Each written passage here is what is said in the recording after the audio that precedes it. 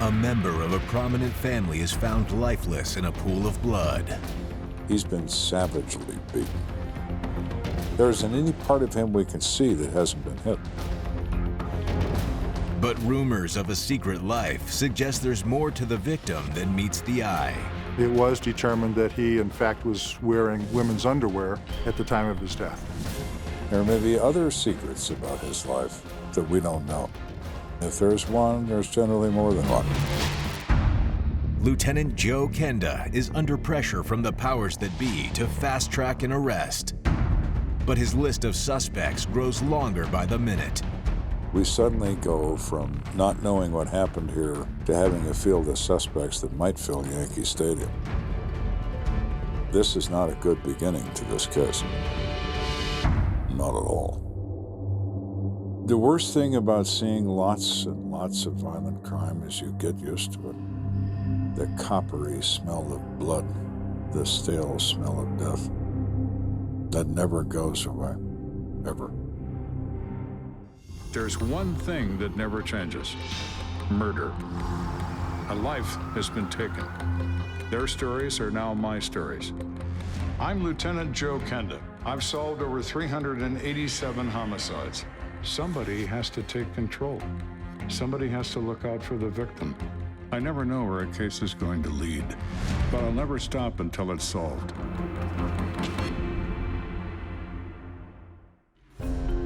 It's just before dawn on a brisk autumn morning. But employees at the Colorado Springs Sun newspaper are already in high gear. Oh. No, I'm sorry. Remember we were going to switch you and Emily up? Thank you. Manager Renee Wheatley is making the rounds, ensuring everything is running smoothly. Thanks, guys. Have a good day. Renee notices an undelivered stack of newspapers near the loading dock. She realizes that one of her employees, a delivery man by the name of Louis Krause, hasn't reported for work.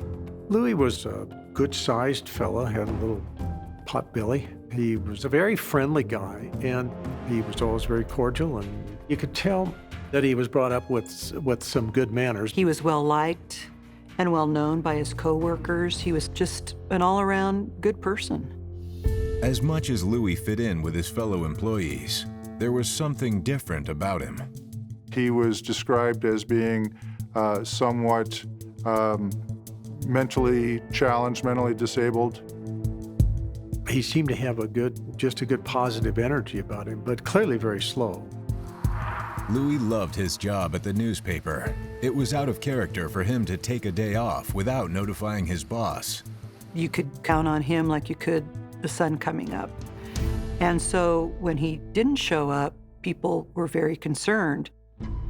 Renee Wheatley calls Louis at home, but there's no answer. Eventually, she decides to check in on him. She went to the house and discovered that his vehicle was parked in the garage. Louis's car might be there, but Louis himself is nowhere in sight.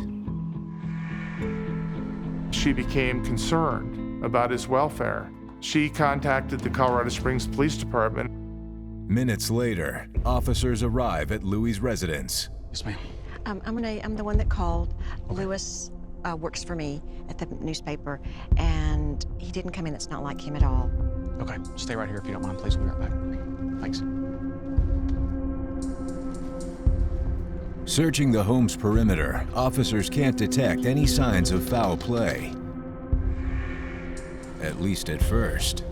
Officers began to walk around the residence, and they did observe a basement window that had been taken out of the frame. They were able to look through the window and see a deceased body in the basement level of the house. There was blood on the floor, blood smeared on the walls. At that point, the homicide unit was notified to respond. Across town, Lieutenant Joe Kenda is fighting his way through a mountain of paperwork. Kenda. When I first got the call, they said, we found a dead body in the house, looks like a homicide. That was the initial information. All right, I'll be right there. Thanks.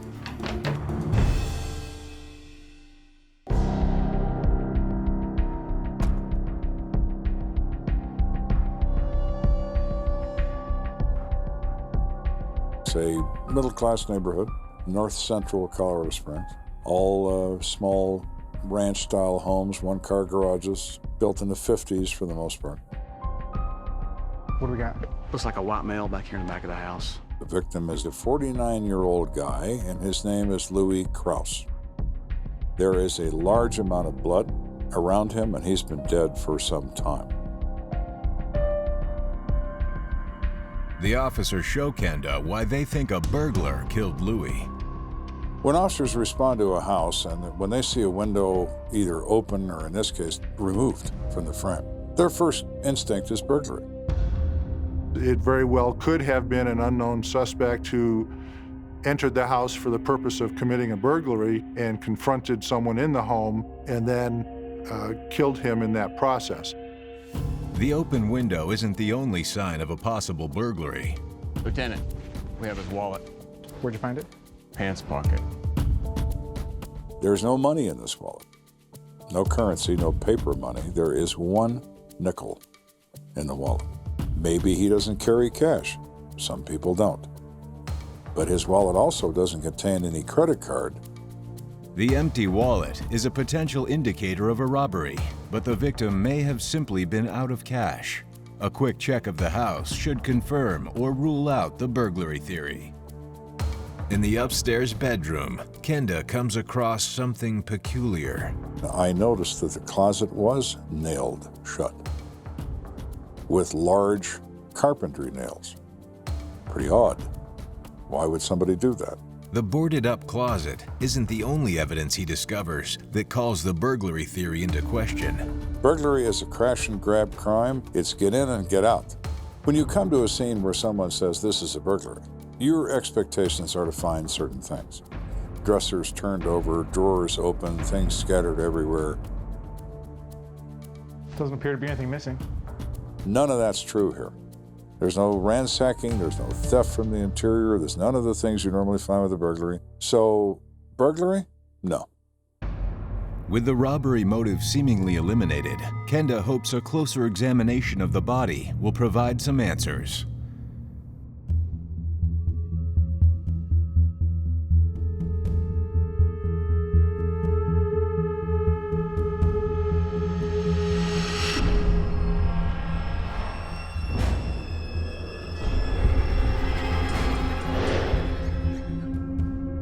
Louis is laying face down. He is naked from the waist up. There is a large amount of blood, and he's been dead for some time. Is this a burglar? Maybe. Is this somebody that wants in that can't get in?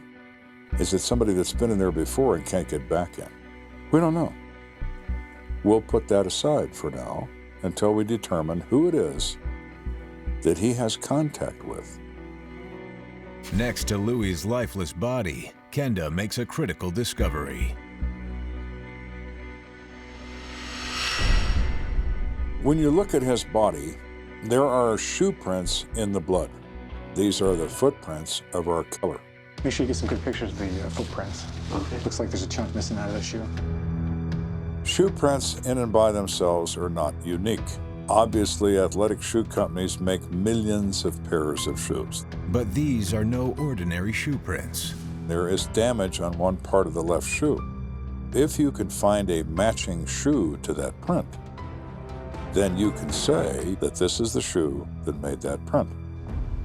Once photo evidence of the shoe print has been collected, Kenda turns his attention to the victim and a possible cause of death. Why don't you help me roll him over? We'll take a look.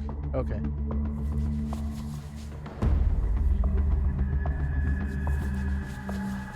He's been savagely beaten. There isn't any part of him we can see that hasn't been hit. Looking at Louis's hands, it appears he tried to ward off his attacker before ultimately losing the battle and his life. He's got a lot of defensive wounds too. Looks like he put up a fight.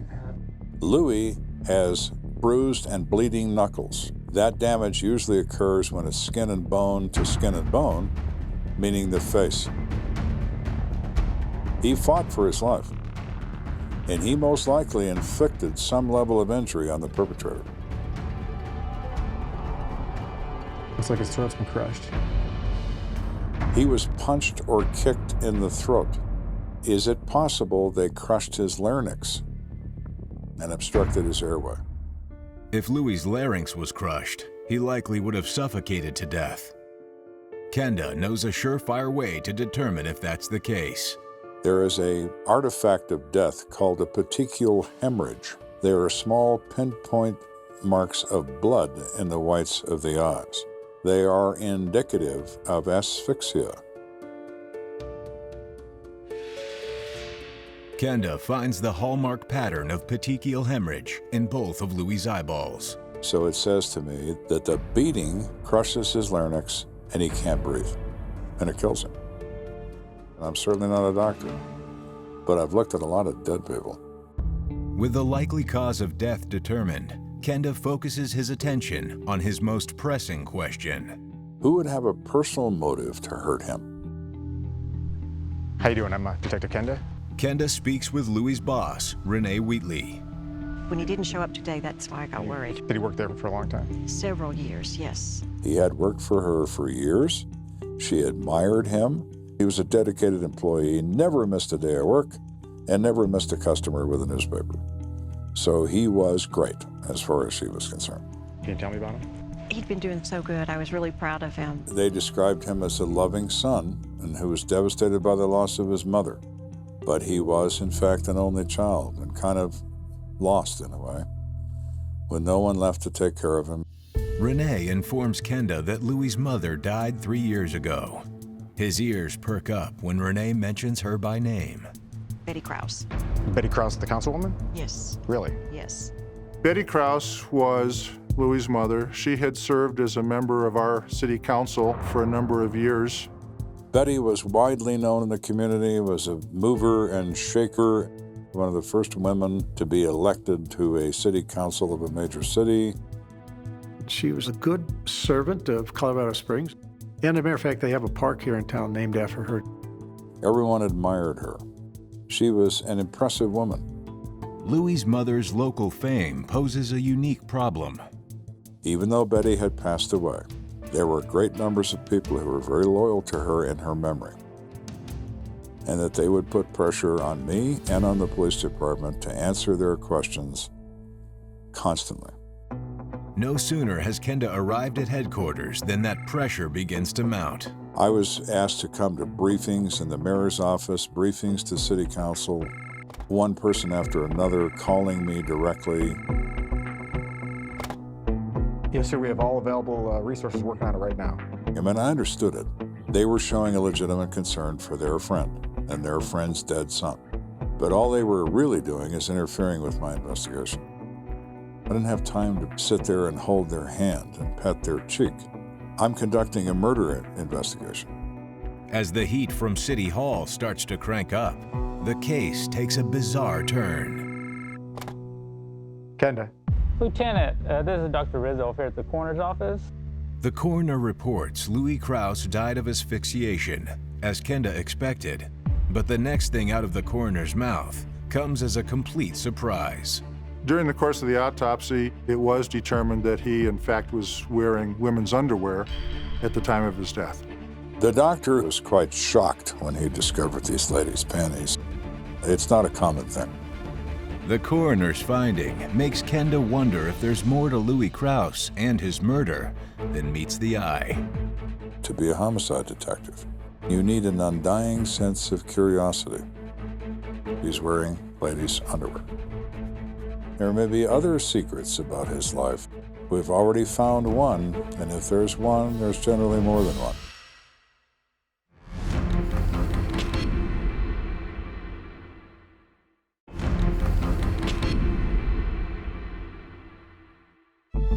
Lieutenant Joe Kenda is investigating the brutal murder of newspaper delivery man Louis Krause.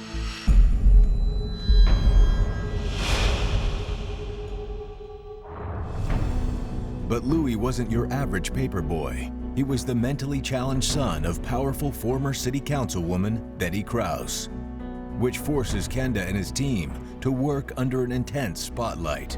When I discover he is related to a local heroine, I didn't feel very good about this case.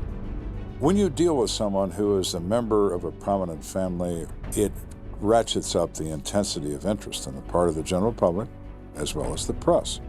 Further complicating matters, the coroner's office has just discovered a piece of evidence that suggests to Kenda that the victim was leading some sort of double life. He wears women's underwear. When you discover in the course of any murder investigation some sort of bizarre or unusual behavior on the part of the victim, that would certainly lead you to conclude that there may be other secrets about his life that we don't know. Wondering if something in Louis's lifestyle somehow got him killed, Kenda sends a pair of detectives back to Louis's neighborhood to learn more about him. We, of course, talk to everyone that lives around Louis.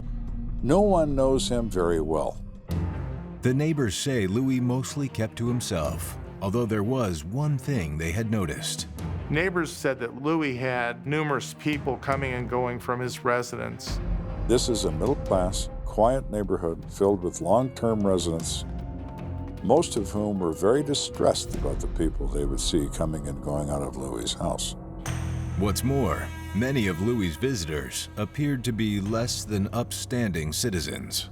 Some of them were couples, some of them were single people, some of them had criminal pasts, some of them were just down on their luck or whatever. We suddenly go from not knowing what happened here to having a field of suspects that might fill Yankee Stadium. This is not a good beginning to this case. Not at all.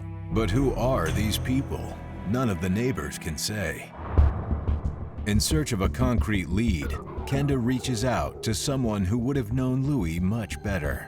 When Louis's mother died, she had made arrangements through the bank to provide a trust fund for Louis's care to the day of his death. Hi, Jane. Hi, Louis. How are you? Good, thanks. It's always good to see you. Come on in. Louis's account was managed by a trust officer named Jane Wilson. She becomes a very important witness to tell us about Louis as a person. She was responsible to kind of manage Louis's finances and kind of keep an eye on him at the request of the trust. She did her job very well, and she paid close attention to Louis. Okay, all right, well, I'll see you next Friday, okay? Thank you. All right. She knows him pretty well. Hi. Detective Kenda. Hi, it's nice to Detective meet you. Flynn. As Louis's financial caretaker, Jane was well aware of the rogues gallery of house guests her client entertained. After his mother Betty passed away, I was a little bit concerned about some of the company that he kept. According to Jane, Louis met lots of odd characters while working his job. Well, he had a paper route that was from midnight till 5 a.m., so he didn't come across the best people. We know that Louis was a special needs guy. He would meet people on the street when he was delivering his papers. When Louis delivers his papers between midnight or so and 5 in the morning, he's out and about in the neighborhoods and in the downtown and so on. He sees somebody standing on a street corner, stops and talks to him. Out of a sense of kindness or loneliness, he would invite them to stay with him, and they didn't have to pay rent. The human mind's a very complicated thing. I don't know what Louis was doing. Was he filling a void in his life? Was he lonely? Did he require other people around him? Did he like to feel important? Did he like them to believe he was magnanimous? What's his motivation? I don't know. But I know it's something he routinely did. And it provides me with an enormous complication. All the taxpayers that you and I know are asleep. The only people out there are the people that have a reason to be out there wandering the streets. They don't work, they hustle. They sell dope, they buy dope, they do what they gotta do to survive. So these people were actually living with him? Mm-hmm. They would live with him and exchange for work around the house. I don't think he ever actually did any work around the house, but I think that was his expectation. Jane Wilson tells Kenda that more often than not, Louis's house guests abused his generosity. She felt that because of his disability, he was an easy target to be taken advantage of. Fish us up? No, thanks. I shouldn't smoke those. They're bad for me. You're a weird one, buddy. You got that right. You gotta get it. They're staying in his house. They're taking his money. They're riding around in his car. Maybe his circumstances, his diminished mental capacity is such that he can't judge when someone's taking advantage of him.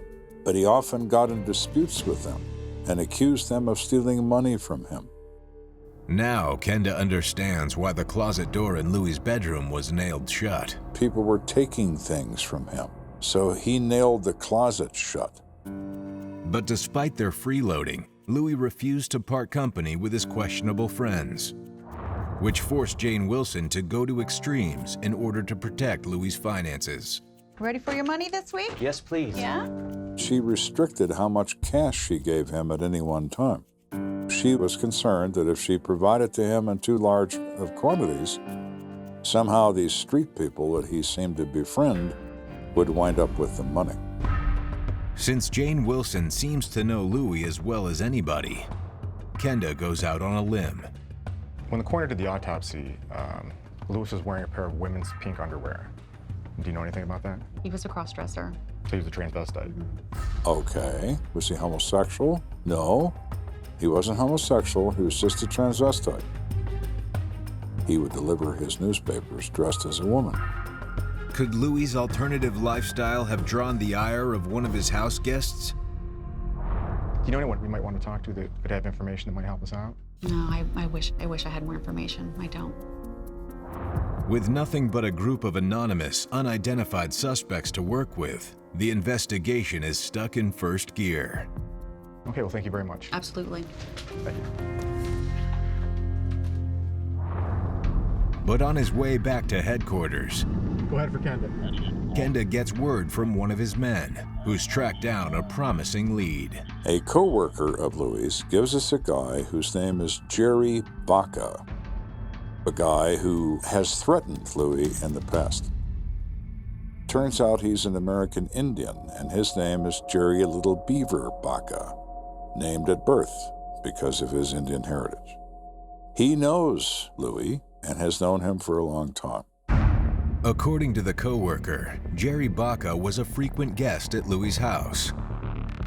But the relationship soured one day when Jerry discovered Louis' penchant for wearing women's clothes. This is my room. You're a homo? No. Man, I've been sleeping here this whole time. He tells a guy that he believes Louis is a homosexual, and if he ever gets the chance, he's going to kill him. Kenda begins to wonder if the murder of Louis Krause is actually a hate crime. Hate crimes and the motivations behind hate crimes are based on stupidity and misunderstanding. What if he just makes the decision that Louis is the kind of person who doesn't need to be in this world? If that's the case, then an investigation already fraught with political tension just got even dicier. So now the question becomes, is this a passion crime, rage crime, or is it fear? We need to find somebody right now.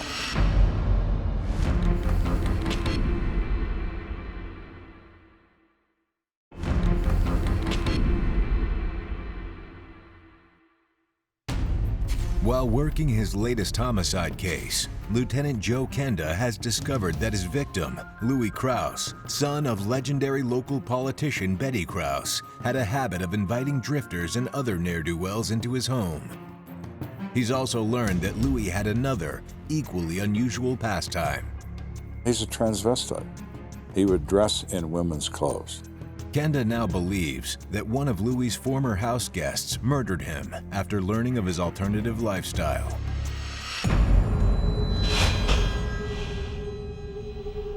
The prime suspect, a drifter named Jerry Baca. Baca said that he would kill Louis if he got the chance because he hates homosexuals and he believed Louis was homosexual. He's not just on the short list, he's at the top of the list. But tracking down Jerry Baca won't be easy. People like Jerry Baca, these are people who live on the street. They don't pay taxes. They don't have a job. Their Social Security number is not active anywhere. They're not in a database.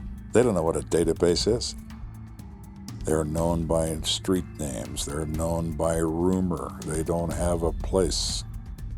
I knew this was going to really be potentially very long-term and very complicated. So it's very, very difficult to find them in the first place. To get to Jerry, Kenda and his team are forced to hit the streets. So you have to revert to the oldest kind of police work. You listen to the jungle drums. You start talking to your informants, who are other street people. Hey, you know Jerry Baca? Jerry who? All right, man. Thanks. Eventually, they hit pay dirt. Hey, Beezy. How you been, my man? Hey, what's up? All right. You know Jerry Baca? Man, yeah, I know him. Indian guy? Yeah. You seen him lately? Man, not since we were together in the camp. Any idea where I can find him, where he hangs out? Somebody was telling me that he had checked up with some girl. This guy knew he lived with a girl in an apartment complex.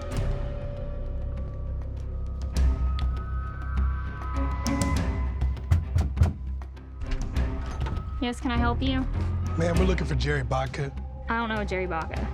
We know he lives here. Thanks. Jerry! I've been looking all over for you, man. Baca is surprised and frightened that the police have arrived. He's even more so when we tell him that we're there because he made threats against a guy that's been murdered. Get up, come on.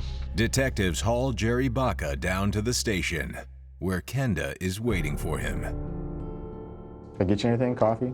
You can tell me why I'm here. Why don't you tell me about your relationship with Louis Krause? You could see it in his face like, uh-oh, they're gonna accuse me of this. There's no relationship. This is some dude, some He says in no uncertain terms that he hates homosexuals, and he believed Louis was homosexual. You don't like him enough to maybe want to hurt him, kill him? Did you get in a fight with him? I don't really care what they do as long as they stay out of my business. You gay, Jerry? I ask him, do you have homosexual tendencies? And he comes unstuck. Now look, I'm not some He really gets angry. So my thought is, well, I've touched a nerve there, haven't I, Jerry? Did you ever threaten to kill him? people threaten that's normal. Kenda peppers an agitated Jerry Baca with questions about the death threats he made toward Louis Krause. But the more Jerry talks, the more Kenda realizes he's got the wrong guy. He admits making these threats, but it was obvious to me that Baca was just running his mouth to his friends, and he wasn't serious about it. Kenda has also taken note of a key detail in Jerry Baca's appearance. Let me see your hands. Turn them around. He has no injuries at all on his face or his hands. Nothing, not so much as a scratch. That's good for him, bad for us. All right, you're free to go. Do I think he's involved? No, I don't. Do I think he's a very confused fellow? Yeah, I think he is. With Jerry Baca crossed off the list, Kenda decides to delve deeper into the double life that Louis Krause appeared to be leading. He has his detectives reach out to other members of Colorado Springs' small transvestite scene, but they don't drum up any new leads. Broadening his search, Kenda starts the painstaking process of identifying the rest of Louis Krause's former house guests. We need to find all these amorphous people immediately. It's very difficult to do. So you just begin. You're looking for somebody that's hurt, firstly, or someone who can't explain their whereabouts, or someone that just strikes you as wrong. And so far, haven't found that. It's hard to track down those people, but what we try to do is to find out who you can determine was with him most recently, and then work from there. You have to put pressure on the informants. You better find this guy for me, or I'm not going to give you any more money. On and on. Slowly but surely, Kenda and his team compile a list of names and begin tracking them down. We are talking with everyone who'd lived with Louis for any period of time in the last year. But with each interview, Kenda's list of suspects grows shorter. Most of them can account for where they were, but none of them are hurt. And nobody could be in a fight like that and not be hurt. Though nearly all of Louis' former house guests are ruled out, their interviews were far from fruitless. When detectives asked them who might have killed Louis, a common thread emerged. Some of the people that we contacted mentioned that an individual named Vernon Marshall was living with Louis Krause. Vernon Marshall is a 35-year-old black male with some type of skin condition causing his hair to be falling out in his head. Vernon claimed his unusual hair loss was caused by exposure to napalm during a tour of duty in Vietnam. He told his friends he was from New York City. He told other friends he was from Chicago. Vernon had a story about a lot of things, but he never had a consistent story about anything. Kenda's sources describe Vernon as a truly frightening character. He was the kind of guy that if you got in a minor argument with him over anything, over nothing, he would not let it go. He would continue to argue about the same thing into the next day. Despite Vernon's bad temper, he and Louis had been fast friends. Not only had Louis welcomed Vernon into his home, he had helped him find work. It's like a game. I try to see how close I can get it. Watch. Vernon's only source of income was working with Louis, delivering papers. Where's your next house at? Right here. All right. And would occasionally get a paycheck from the circulation department of the newspaper. But according to Kenda's sources, Vernon was taking advantage of his friend's generosity. We heard from those who knew Louis that he thought Vernon had taken some of his money, and he was very angry and upset over that. Louis Krause was going to ask Vernon Marshall to leave, but he wanted to stay at Louis Krause's residence. You took my money, Vernon. You took my money, Vernon, and I don't think I want you here anymore. I'm not going back on the street. You have to go! What if Louis orders him out and it becomes mutual combat? You have to go!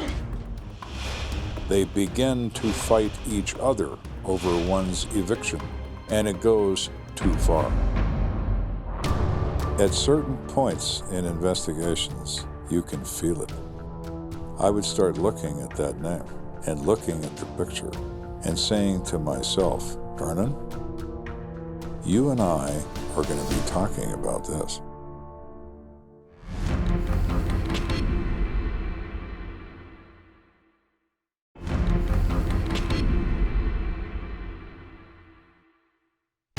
Ever since Louis Krause was found beaten to death, friends of his politically prominent mother, Betty, have been pressuring Lieutenant Joe Kenda to solve the case.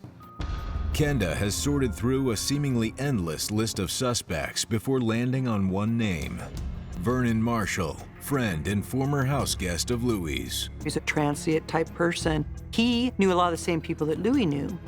You've got a guy identified, you know his name, you don't know where he is, and you think if I could just get my hands on this guy, that would be helpful. Well, agonizing about that isn't going to do us any good. We just continue to maneuver. You continue to work. The harder you work, the luckier you get. Kenda decides to turn the huge public interest in the case to his advantage, calling in the local news. There are many occasions when I've used the press. They, of course, would love to use me to improve their ratings by giving them information. Fine, I'll give you some. I'll give you some that might result in some return that I find to be useful. Well, right now we have a person of interest. Kenda provides them with a description of Vernon and information on his last known whereabouts. If you do come across him, make sure you call our department immediately. That's all we have for now. Thank you. That evening, local news outlets run a story on Louis Krause's murder, featuring Kenda's detailed profile of his top suspect. Right now we have a person of interest that we're looking for. His name's Vernon Marshall. We're going to tell the public this information. It may generate a phone call. It might generate a lead. The next day, the Colorado Springs Police Department is flooded with calls. None of them prove to be helpful until someone calls in with a dramatic new lead. The Colorado Springs Police Department received a telephone call from Leslie and Tammy Firkins. I remember I came home and I turned on the news, and it showed that Louis Krause had been killed and that they were looking for Vernon. When I saw it on the news, I was like, oh my God. Tammy had good reason to be alarmed. She'd seen Vernon in person less than 48 hours ago. So let's go over to the Firkins house and see what they have to say.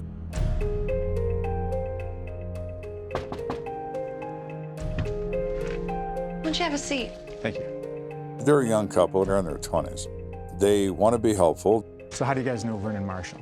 We actually worked together at the Gazette. My husband got a job at Gazette-Telegraph, which was the local newspaper, and he worked as a press cleaner, where he had to clean all the ink off the presses. He was a pretty good guy at first. He started getting really moody. He was on probation for drugs. I think he lost his job, and his wife left him. It's been a rough couple years on him, no doubt about that. According to the Ferkinses, Vernon was prone to sudden bursts of anger. My dog just didn't like him. When Vernon come over, he would growl, and I always believe that if your dog doesn't like somebody, there's a reason for it. It was during this time that Louis Krause offered Vernon a place to stay while he got back on his feet. So what led you to call the office? What precipitated that phone call? He called us last night and said that he needed to take a trip to Chicago. Vernon called us in the evening, and he'd asked, hey, can you come take me to the bus station? I got a bus that goes to Chicago tonight around 9. It was raining that night. My husband Leslie went to pick him up.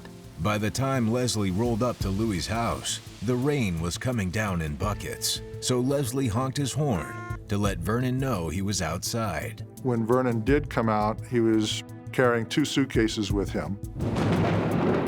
Hey, man, need a hand? No, I want to get what I got. All right. Did you drive him right to the bus station? No, we came back here for a little bit. Vernon had some time to kill before catching the bus, so Leslie brought him back to their place.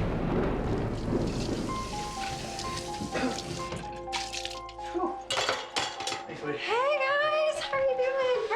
Oh, you look soaking wet. Here, take this. According to Tammy, when she handed Vernon a towel, she couldn't help but notice his injuries. He had swollen cheek, black eye, all the things that would look like he had been beaten up. And I asked him, what happened to you? Oh my God, are you okay? Yeah, I got in a fight. A couple guys tried to jump me, take my money, but I fought them off. That looks really bad. He said, I got jumped last night in the park by a couple of guys. They were after my money, but they didn't get it. I fought back, and I was able to escape.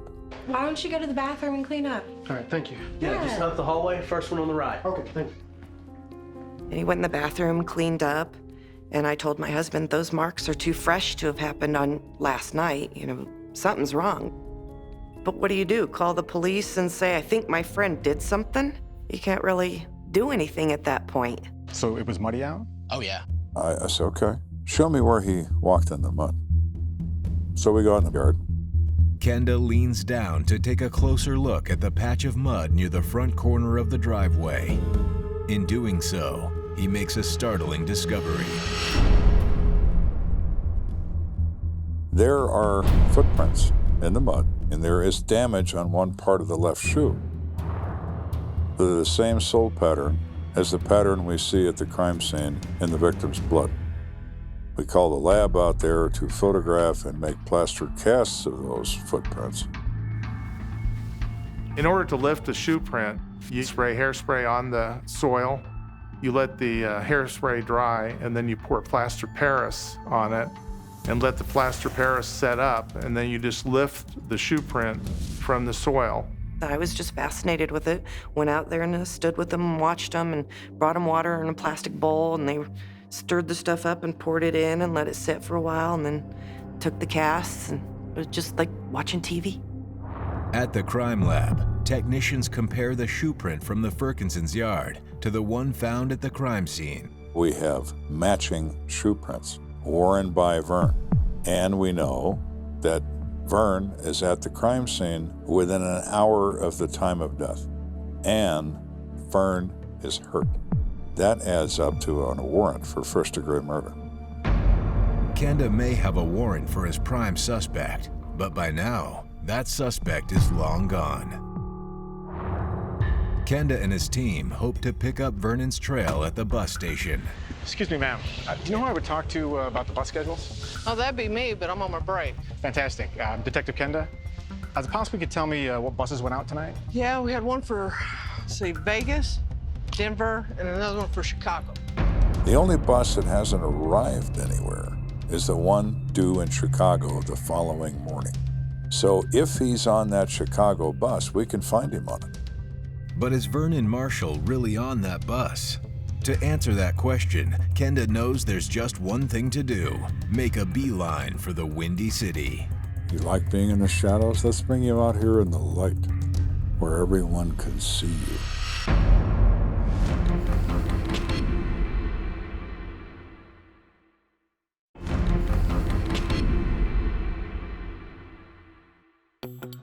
Lieutenant Joe Kenda is on the hunt for a drifter named Vernon Marshall, believed to have killed a politically connected but mentally challenged local man named Louis Krause.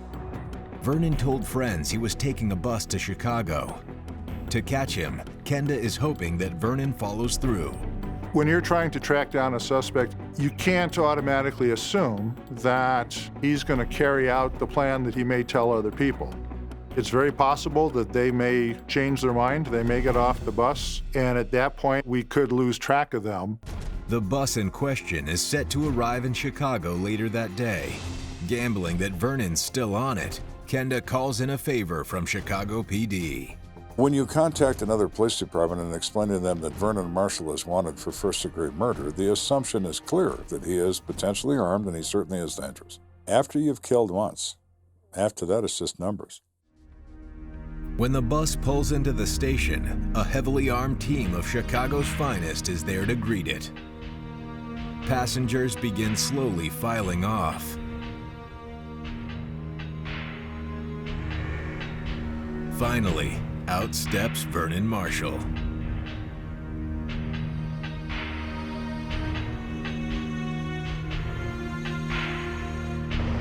Vernon Marshall, turn around, face the bus. You're under arrest for the murder of Louis Krause. The Chicago PD immediately called me from the bus station. We got your guy. Go. Glad you do. Kenda and one of his lead detectives hop the next plane bound for the Windy City. When we first get there, it's 18 words worth of information. You called, we looked, we found. That's him, right in there. Thank you. They don't know anything about this case, and they don't want to know. They have their own cases to work. Kenda sifts through the personal effects officers seize during Vernon's arrest, but he doesn't find what he's after. We knew he left Colorado Springs with 2 suitcases, and we felt very strongly that those suitcases probably had crucial evidence to our case. We talked to the 2 detectives. We say, hey, when he went to the bus station, he had 2 suitcases. Did you recover those? And they said, we didn't even think about that. Kenda races back to the bus station in hopes that one of the employees noticed Vernon's bags. Excuse me. Yes, can I help you? You had a bus come in from Colorado Springs this morning? Yes. I'm here to see if you got a couple pieces of unclaimed luggage that might have been on it. Let me check that for you. Thanks. When the clerk picks up the blue one, he recoils. She said, boy, this one really stinks.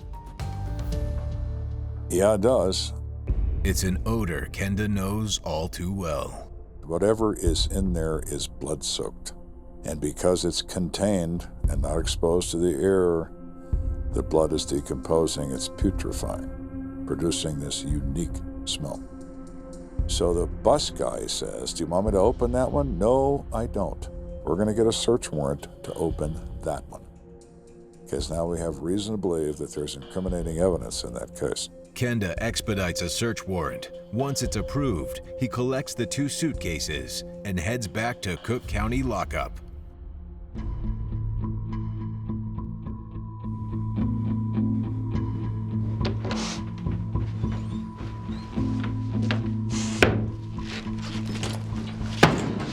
Recognize that, Vernon? Don't open it.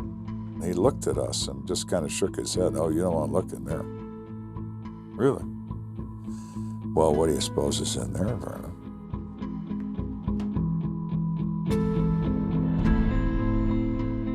We find Vernon's clothing soaked in blood. We find the shoes with the same print pattern that's seen at the crime scene, and they're covered in blood as well. These about your size? Vernon was right when he said we didn't want to look in there. From his perspective, not from ours. If you're going to kill somebody, it's probably not a good idea to take all the evidence with you and have it with you when I find you. My life is over now. My detective looks at him and says, it'll be all right.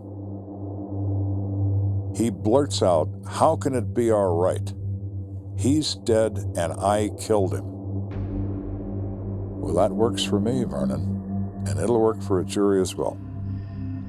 Vernon Marshall's spontaneous confession, short as it was the final nail in the coffin. It certainly says we're talking to the right guy. We have sufficient physical evidence to prove it anyway if he doesn't say a word. But he does say a word. He says the magic word, "I killed him." Fine. Resolution. This is our man, there is no other, it's him. Kenda and his team now have enough evidence to piece together what happened. It started when Louis Krause began to suspect his old pal Vernon Marshall had been stealing money from him. The day of the homicide, Louis Krause had planned to confront Vernon Marshall and ask him to leave his residence. You took my money, Vernon. You took my money, Vernon, and I don't think I want you here anymore. I'm not going back on the street. Vernon had no place to go. As Louis pressed him to either hand over the stolen cash or leave, Vernon's dangerous temper boiled to the surface. Did Vernon just lose it and start wailing on Louis? Yeah, he did. Louis defended himself, he tried to. But Vernon kept beating on him until he didn't move anymore. He tried to clean up the scene, but because of the amount of blood, that was just an impossible task. Vernon emptied Louis' wallet. It'd be enough to get him to Chicago. He then asked his friends Tammy and Leslie Firkins for a ride to the bus station. When we assess everything that happened, Vernon and Louis got into a conflict over a relatively small amount of money. And it's that conflict and those circumstances that caused Louis' death. On May 16, 1986, Vernon Marshall pleads guilty to second-degree murder and is sentenced to 16 years in prison. We always charge the highest crime when arrest is made because we haven't completed the investigation yet to determine what the nature of it is. I don't think it was planned. It was an emotional event, and in reality, it was probably a second-degree murder. City officials are pleased to see justice served for the son of their beloved former colleague. They certainly expressed their gratitude to the Colorado Springs Police Department for their work in this case. However, that's not why Lieutenant Kenda remembers Louis Krause. Louis Krause died because he didn't have the capacity to understand his fellow men. He didn't understand when people would take advantage of him. Someone did, and ultimately took his life. Very, very sad. That's why that case stays with me.